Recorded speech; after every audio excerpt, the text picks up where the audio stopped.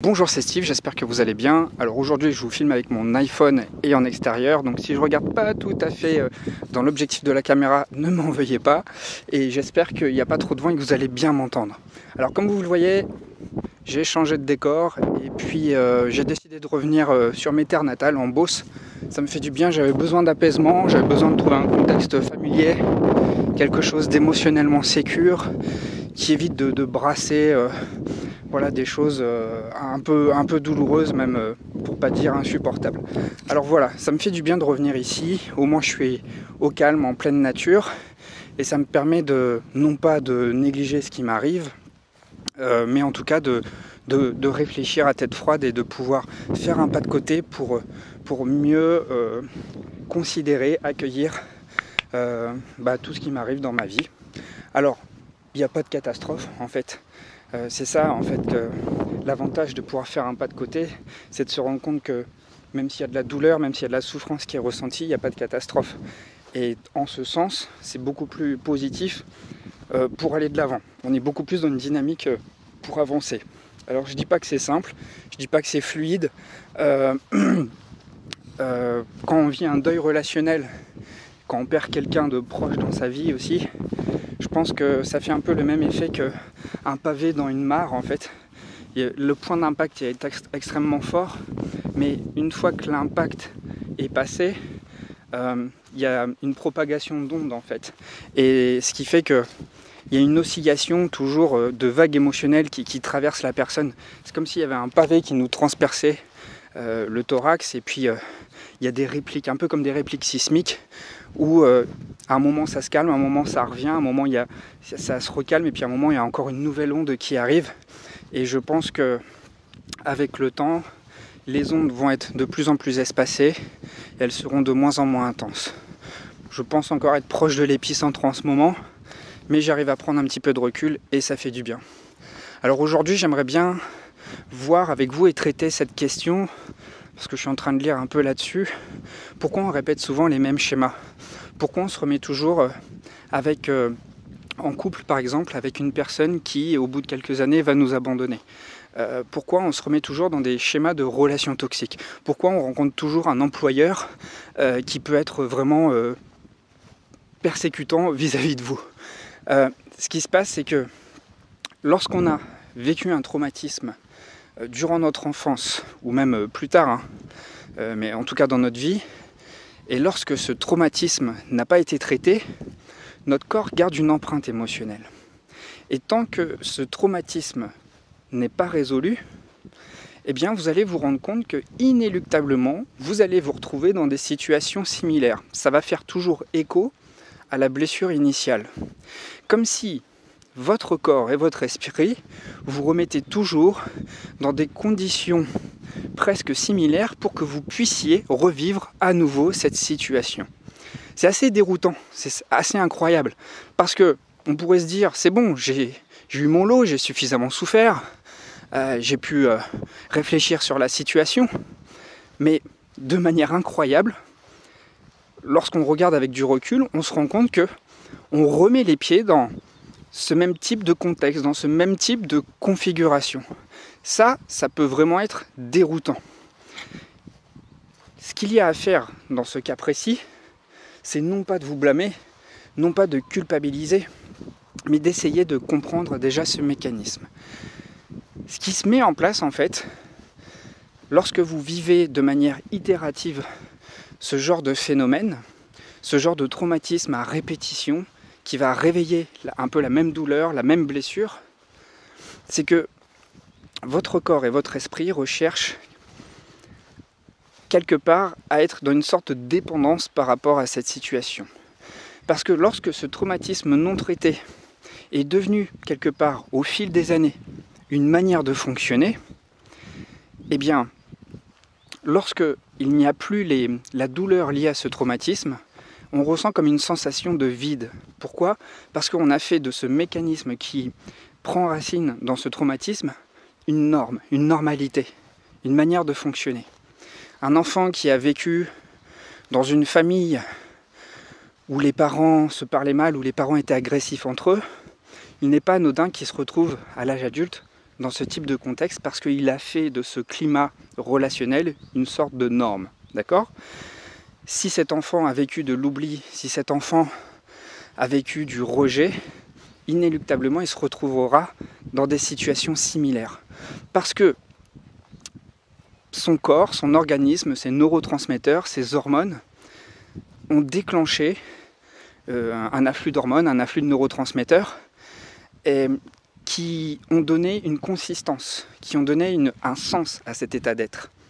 Et lorsque cet état émotionnel disparaît, autrement dit, lorsque tout va bien, lorsqu'on ne ressent plus de rejet, de stress, d'urgence, eh bien, il y a comme une sensation de vide. Et quand il y a du vide, il y a du non-sens. C'est-à-dire qu'on ne sait plus où on va, on ne sait plus ce qu'on fait.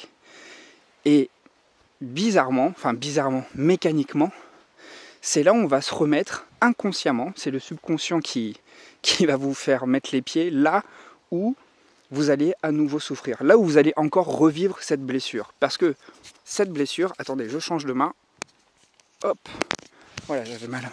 Parce que cette blessure, en fait, vous vous êtes tellement identifié à elle que vous ne voyez pas comment fonctionner autrement. Alors évidemment, ce sont des mécanismes inconscients. On n'est pas maso, d'accord ? Il faut juste savoir mettre un peu de lumière dessus pour savoir un petit peu plus facilement comment on fonctionne.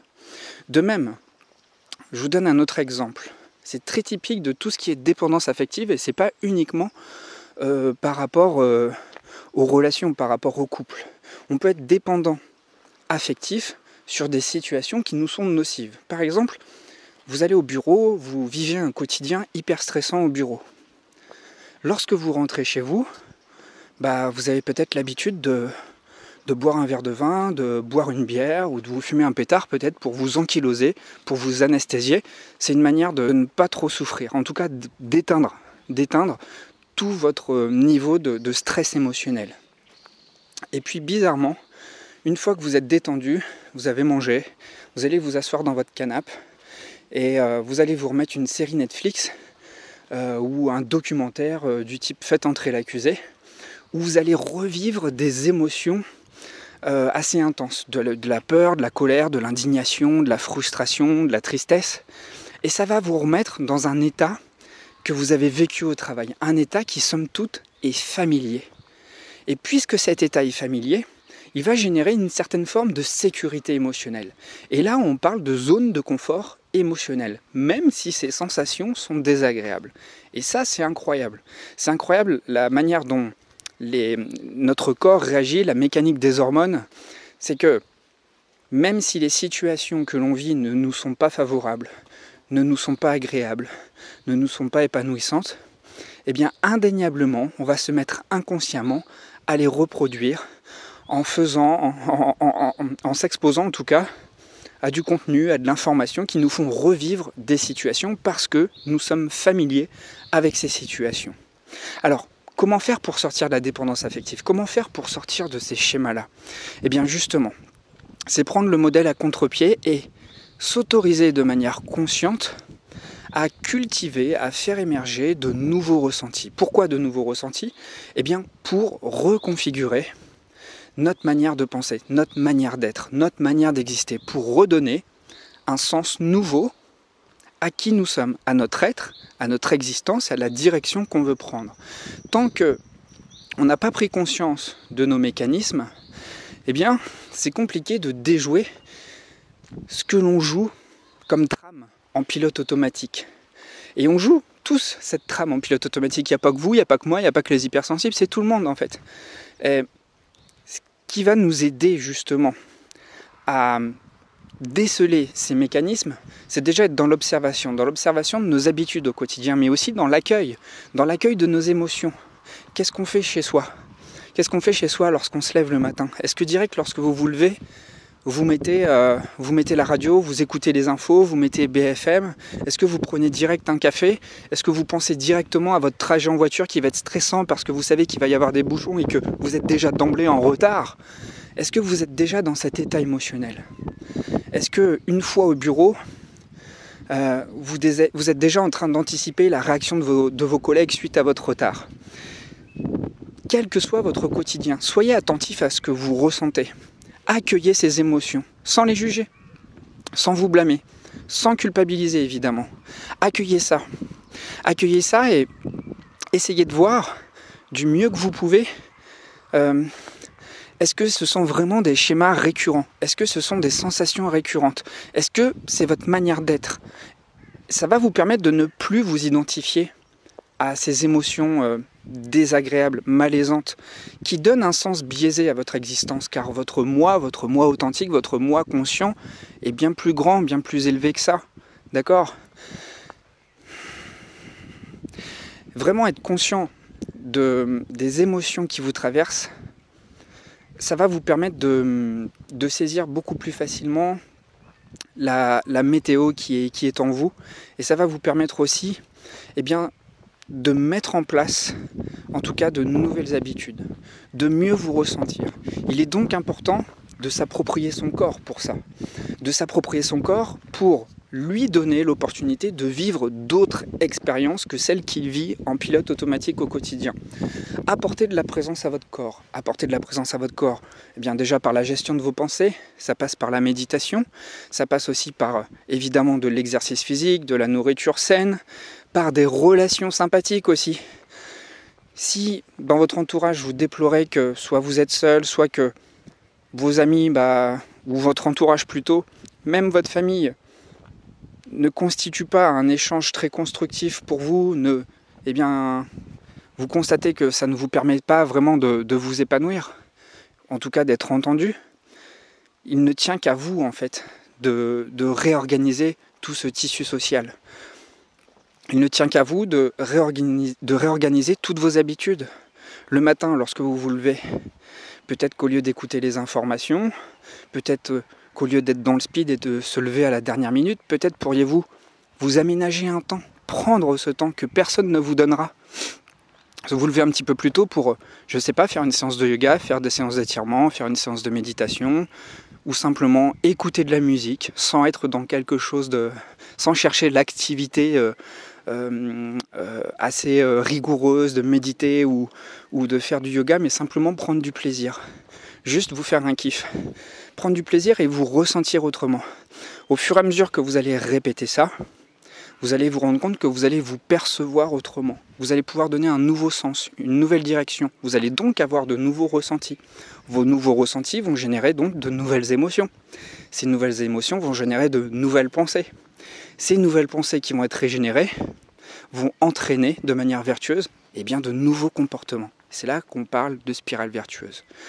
Et c'est comme ça aussi qu'on sort de dépendance affective. Si vous passez une bonne journée au travail, vous n'aurez plus besoin de boire votre verre d'alcool lorsque vous rentrez le soir, de fumer votre joint, ou bref, de manger trop de sucre ou trop de gras, comme pour endormir cette douleur que vous ressentez, cette souffrance, ce mal-être. Vous allez vous rendre compte que vous n'aurez plus besoin de vous blinder l'estomac pour dormir tranquillement. Parce qu'au fond de vous, si vous passez une meilleure journée, si vous avez de meilleures habitudes, vous allez mieux manger, vous allez prendre plus soin de vous, vous allez être plus présent à vous, vous allez pouvoir parler de manière plus ouverte à votre partenaire de vie. Ça va vraiment vous aider à changer de cap, à changer de direction et à sortir des dépendances affectives. Voilà, c'était ça le message que je voulais transmettre dans cette vidéo. Comment sortir des schémas répétitifs, comment sortir des dépendances affectives. Les dépendances affectives, c'est pas uniquement avec la personne avec qui on est en couple, c'est aussi avec des mauvaises habitudes. On peut avoir de la dépendance affective avec de la drogue, avec de l'alcool, avec de la bouffe, avec des relations professionnelles, avec plein d'habitudes toxiques en fait. Pourquoi on y tient tant ? Parce que, encore une fois, tout ce qui est familier est sécurisant. Et si vous avez fait d'une habitude nocive quelque chose de familier, elle va vous servir de point d'ancrage. Mais hélas, ce point d'ancrage, s'il est enraciné sur une habitude nocive, ça ne va pas vous aider à vous développer. Bien au contraire, ça va faire qu'agrandir la blessure. Voilà, si vous souhaitez qu'on approfondisse ça, qu'on travaille ça ensemble, je propose des coachings. Si vous souhaitez vous inscrire, c'est le premier lien dans la description de la vidéo. Voilà, j'espère avoir suffisamment regardé là où il fallait, parce que je ne sais jamais prendre les repères sur mon iPhone. Je vous remercie beaucoup pour votre présence dans les précédentes vidéos, vos commentaires bienveillants. En fait, je m'aperçois qu'en partageant mon histoire, on est beaucoup dans ce cas-là. Et personnellement, moi, ça me permet de me connecter à beaucoup plus d'humilité, à réaliser qu'il y avait des choses sur lesquelles je pensais avoir des réponses. Et finalement, en les vivant, eh bien, je me rends compte que la réalité, lorsqu'on traverse des expériences, c'est différent, ou en tout cas, il y a des nuances à apporter. Et même si ce que je vis n'est pas facile, je sais que ça va m'apporter des outils précieux, une connaissance précieuse, non seulement pour moi, pour mon développement, mais aussi pour les accompagnements. Ça permet vraiment de pouvoir développer, ajouter des cordes à son arc. Eh bien, je vous remercie d'avoir suivi cette vidéo. Je vous dis à très vite pour la prochaine. Et si vous le souhaitez, on se retrouve dans les commentaires.